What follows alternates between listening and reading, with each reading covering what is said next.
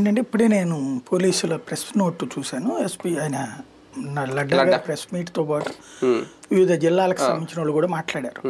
ఓవరాల్గా 5 జిల్లాలు, విజయవాడ, తర్వాత కృష్ణా జిల్లా, కాకినాడ, ఏలూరు, దాని పేరు విజయనగరం, తర్వాత డాక్టర్ బిఆర్ అంబేద్కర్ కోనసీమ, ఇన్ని జిల్లాల్లో ఒక చోట 2, ఒక చోట 10, ఒక చోట 5 ఇట్లాగా దొరికారు ఓవరాల్గా.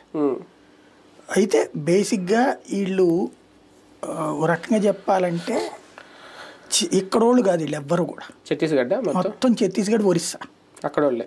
ఈ హెడ్మా కూడా ఛత్తీస్గఢ్, ఛత్తీస్గఢ్. హెడ్మా అనేటటువంటి వాడు పుట్టింది పెరిగింది హరాచకం చేసినది ఛత్తీస్గఢ్.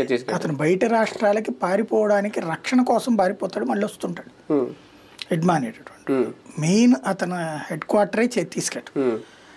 ఇతనితో పాటు ఇప్పుడు ఈ దొరికినటువంటి వాళ్ళందరూ కూడా నాకు కనిపిస్తున్న అంశం అంటే, ఒకటి ఈ పౌర హక్కుల సంఘాలు మాట్లాడిన దాన్ని బట్టి చూసినా, పోలీసులు మాట్లాడిన దాన్ని బట్టి చూసినా, వీళ్ళు అరెస్ట్ అయిన క్రమం చూసినా, వీళ్ళ దగ్గర ఉన్న ఆయుధాల సంఖ్య లెక్కన చూసినా, ఇది లొంగుబాటుకు వచ్చినటువంటి వాళ్ళని వాళ్ళ హెడ్స్ వరకు లేపేసేసి మిగతా వాళ్ళని అరెస్ట్ చూపించారు, లొంగుబాటు కాకుండా అరెస్ట్ చూపించారు అనిపిస్తోంది.